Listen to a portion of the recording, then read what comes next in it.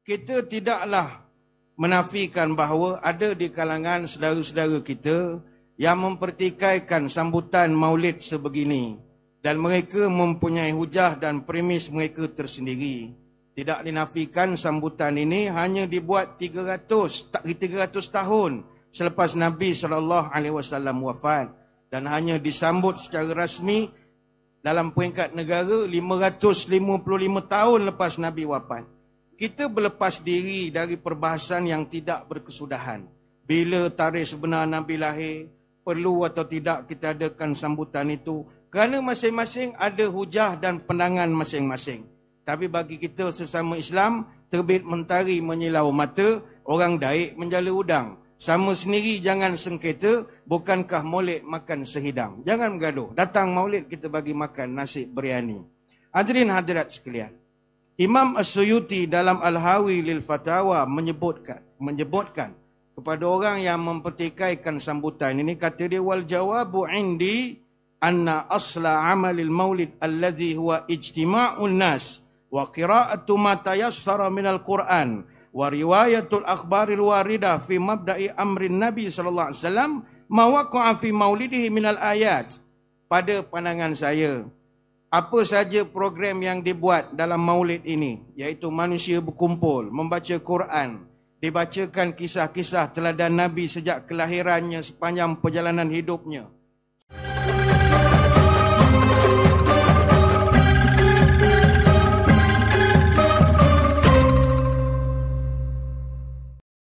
Hadirin hadirat yang dirahmati Allah Subhanahu wa taala, kita teruskan lagi majlis dengan penyampaian tausiah yang pertama. Oleh itu, majlis dengan segala sukacita dan hormatnya mempersilakan yang berbahagia Sahibul Fadilah Ad-Da'i Ilallah Datuk Badli Shah bin Alauddin, Timbalan Mufti Negeri Pahang Darul Makmur. Majlis mempersilakan, falyatafaddal mashkura.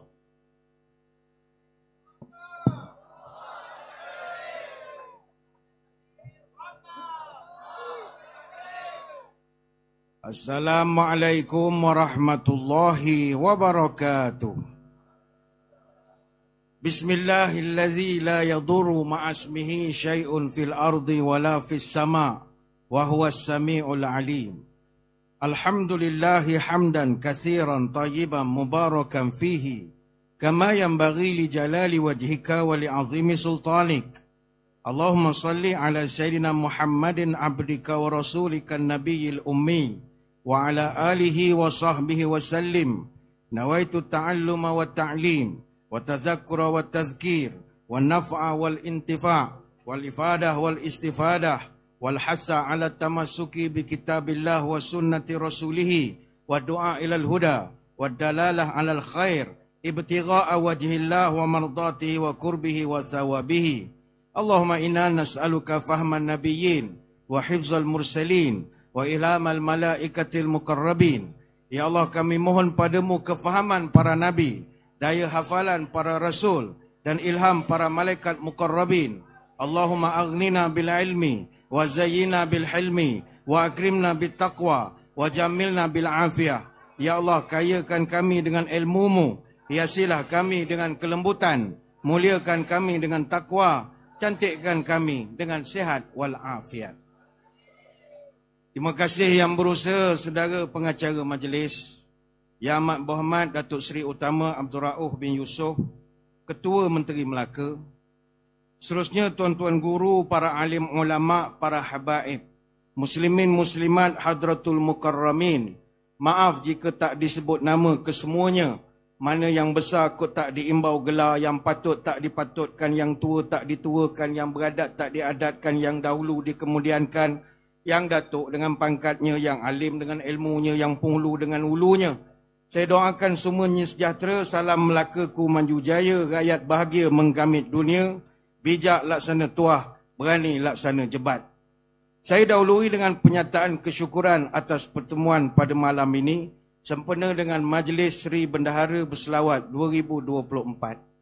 Hadirin hadirat sekalian, tahniah kepada negeri Melaka. Malam ni kita dah pun memasuki 11 Rabiul Akhir, tetapi kita di Melaka masih meriah dengan sambutan Maulidur Rasul. Hampir dikatakan tiap-tiap malam Di negeri Melaka ini diadakan sambutan maulid. Maka bila maulid diadakan, 3 perkara wajib ada. Ada syarahan, ada marhaban dan ada makan. Syarahan dengan marhaban sunat saja. Makan tu yang wajib. Sebab maulud dengan mulut dekat-dekat bunyinya. Ada makan ke tidak ni? Sedap sangat kempen. Ada setengah negeri Johor misalnya sambutan Maulidur Rasulnya 3 bulan. Luar biasa. Ini Melaka tak boleh lawan lah. Melaka 40 hari je. Dia 3 bulan. Luar biasa sekali. Tapi kalau di belah-belah negeri-negeri tertentu, majlis-majlis pembacaan qasidah ataupun apa-apa sajalah selawat dan sebagainya, selain daripada bacaan-bacaan dalam bahasa Arab, mereka juga ada mengumandangkan bacaan-bacaan ataupun nasyid-nasyid daripada Nusantara. Sebagai contoh, di Johor ada setengah tempat mengumandangkan lagu-lagu yang dipopularkan oleh misalnya daripada wali-wali Songo misalnya. Lir ilir, li ilir, tandore wosu milir, tak ijo, royo royo. Itu tak semualah faham juga. Gundul, gundul, pacul, cul, gembelengan. Macam-macam belakang saya nyanyi belakang. Hadirin hadirat sekalian, kita tidaklah menafikan bahawa ada di kalangan saudara-saudara kita yang mempertikaikan sambutan maulid sebegini. Dan mereka mempunyai hujah dan premis mereka tersendiri. Tidak dinafikan sambutan ini hanya dibuat 300 tahun selepas Nabi SAW wafat. Dan hanya disambut secara rasmi dalam peringkat negara 555 tahun lepas Nabi wafat. Kita berlepas diri dari perbahasan yang tidak berkesudahan. Bila tarikh sebenar Nabi lahir, perlu atau tidak kita adakan sambutan itu. Kerana masing-masing ada hujah dan pandangan masing-masing. Tapi bagi kita sesama Islam, terbit mentari menyilau mata, orang daik menjala udang. Sama sendiri jangan sengketa, bukankah maulid makan sehidang. Jangan bergaduh. Datang maulid kita bagi makan nasi biryani. Hadirin hadirat sekalian. Imam As-Suyuti dalam Al-Hawi lil Fatawa menyebutkan kepada orang yang mempertikaikan sambutan ini, kata dia, wal jawabu indi anna asla amalil maulid allazi huwa ijtima'un nas wa qira'atu ma tayassara minal Qur'an wa riwayatul akhbaril waridah fi mabda'i amrin Nabi sallallahu alaihi wasallam ma waqa'a fi maulidihi minal ayat. Pada pandangan saya, apa saja program yang dibuat dalam maulid ini, iaitu manusia berkumpul, membaca Quran, dibacakan kisah-kisah teladan Nabi sejak kelahirannya sepanjang perjalanan hidupnya. Summa yamud lahum simatun ya'kulunahu wa yansarifunahu min ghairi ziyadatin ala zalika minal bid'il hasanati. Kemudian dalam majlis itu pula dihidangkan makanan yang dinikmati bersama. Semua itu dilakukan tidak lebih daripada itu dan dia tergolong sebagai sesuatu yang baik. Allati yusabu 'alaiha sahibuha lima fihi min ta'zimi qadri Nabi sallallahu alaihi wasallam wa izharil farahi wal istibsyar bi maulidihi syarif. Dan orang yang menganjurkannya diberi pahala kerana mengagungkan darjat Nabi yang mulia, menampakkan kegembiraan dan sukacita atas kelahiran baginda Nabi sallallahu alaihi wasallam. Saya nak kongsi dengan tuan-tuan puan-puan pada malam ini. Saya nak mengajak tuan-tuan menelusuri terowong sejarah. Kenapakah sambutan Maulid Rasul ini disambut? Why? What is the because? Apa sebab dibuat? Dalam buku A Short History of Turkish Islamic States, tulisan Dr. Ibrahim Kafesoglu, dibawa satu catatan daripada Imam Suyuti dan juga Imam As-Sakhawi. Ada seorang tokoh pemimpin namanya Al-Malikul Mu'azzam Muzaffaruddin Kukburi ataupun Kukuburi bin Zainuddin Ali Kucek. Disebutkan sebagai orang pertama yang mengaturkan sambutan Maulidur Rasul sallallahu alaihi wasallam. Gelarannya Gokburi. Gokburi ini maknanya serigala biru. Dia dilahirkan pada 13 April tahun 1154 di Mosul, Iraq.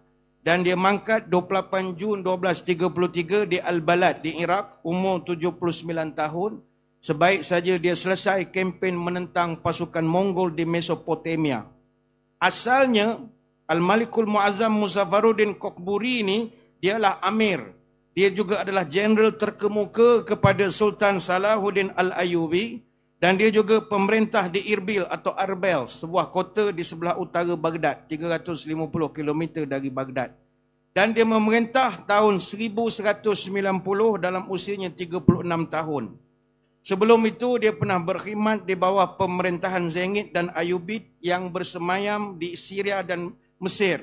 Dan dia memainkan peranan penting dalam penaklukan Sultan Salahuddin Ayyubi ke atas Syria Utara dan juga di sebelah Jazirah, Mesopotamia sebelah atas. Dan dia juga adalah yang memimpin pasukan tentera dalam beberapa siri pertempuran menentang negara-negara salib. Sebab itu di barat, Al-Malik Muazzam Muzaffaruddin Kokburi dikenali sebagai Manafaradin, Frank of the Crusader States.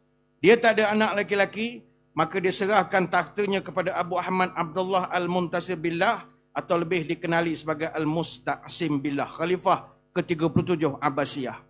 Kenapa dia mengaturkan sambutan Maulid? Ini orang muda kena ingat sejarah ini. Punca diaturkan sambutan kerana umat Islam ketika itu begitu lemah. Semasa itu orang Islam berhadapan dengan Crusades. Crusades ni perang salib. Kita orang Islam berperang dengan orang Kristian 391 tahun.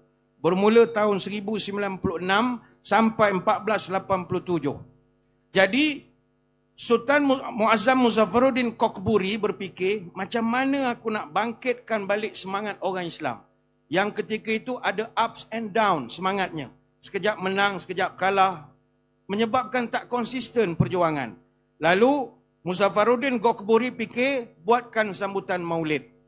Kata Imam Ibn Jauzi, Sultan Muzaffaruddin ini seorang yang begitu gagah, seorang pemimpin yang bijaksana dan begitu lama memerintah. Kana hu awwalu hakim muslimin yahtafilu alanan bi maulidin Nabi Muhammad sallallahu alaihi wasallam fi hafli muhibbin tamma khilalahu tilawatil maulidin Nabi. Disebutkan dia adalah penguasa muslim pertama yang secara terbuka meraihkan kelahiran Maulid Nabi dalam satu majlis yang dibacakan puisi-puisi yang meraihkan kelahiran Nabi. Semasa sambutan diadakan, beliau telah berikan hadiah kepada Ibnu Dihya Al-Kalbi sebanyak 1000 dinar. Dan dia minta tuliskan buku riwayat Nabi, At-Tanwir fi Maulidil Bashirin Nazir. Syair puisi tentang memuji-muji Nabi. Kata Said Al-Bakari dalam I'anatul Talibin, Ibnu Jauzi dalam Mi'atuz Zaman mencatatkan, beliau telah menaja majlis Maulid Rasul, macam kita buatlah Maulid di Seri Bendahara ini. Dia menaja makanan kepada orang kampung yang datang, direkodkan. Dia beri makan sebanyak 5,000 ekor kambing, 10,000 ekor ayam, 100,000 roti mentega, ada 3,000 piring kuih. Dan zaman itu dia keluarkan perbelanjaan 300,000 dinar. Beri makan saja kepada orang. Supaya orang datang, mendengar syarahan, mendengar bacaan-bacaan memuji Nabi, dan memberi semangat supaya berjuang. Dan hasilnya orang Islam ketika itu jadi semangat. Maka dalam beberapa siri peperangan, orang Islam menang. Antaranya dalam Battle of Crescent tahun 1187, 700 hingga 7,000 Muslim berjaya menewaskan kontingen Kristian. Kesatria Kristian Katolik nama Roger de Moulins telah berjaya dibunuh. Dia ni Master of the Knights Hospitaller. Begitu juga dalam Battle of Hittin tahun 1187, berjaya menewaskan tentera Kingdom of Jerusalem dan akhirnya Jerusalem berjaya dirampas kembali. Sebab itu hadirin hadirat sekalian, Maulidur Rasul adalah soal penyatuan, perpaduan dan kita kembali membentuk kekuatan kita menghadapi musuh-musuh. Sebab itu bila Yang Amat Berhormat Ketua Menteri menyebutkan tentang kita nak kenang nasib saudara-saudara kita yang sekarang ni berada di bumi Gaza, berada di Lebanon, berada di Palestin, bagaimanakah keadaan mereka pada hari ini? Sebab itu kita melihat hari ini umat Islam, walaupun jumlah mereka ramai, tetapi mereka tidak lagi diguruni seperti zaman dahulu kala. Orang Islam hari ini walaupun ramai, tapi mereka ini bak kata dalam hadis, bagaikan buih semata-mata. Sebab itu marilah kita bina kembali kekuatan dan juga semangat perjuangan kita menerusi sambutan Maulid begini. Sebenarnya banyak nak diterangkan tuan-tuan, tapi saya diminta untuk menyampaikan ceramah jangan lebih pada setengah jam. Ni dah cukup setengah jam. Jadi sebagai penghujungnya, balik kepada tadi, kita berkumpul ni bukan sekadar nak selawat, bukan sekadar nak makan-makan, tidak. Tetapi kita nak menanam cinta itu utama, tapi dalam masa yang sama, kita juga nak menguatkan tekad dan semangat.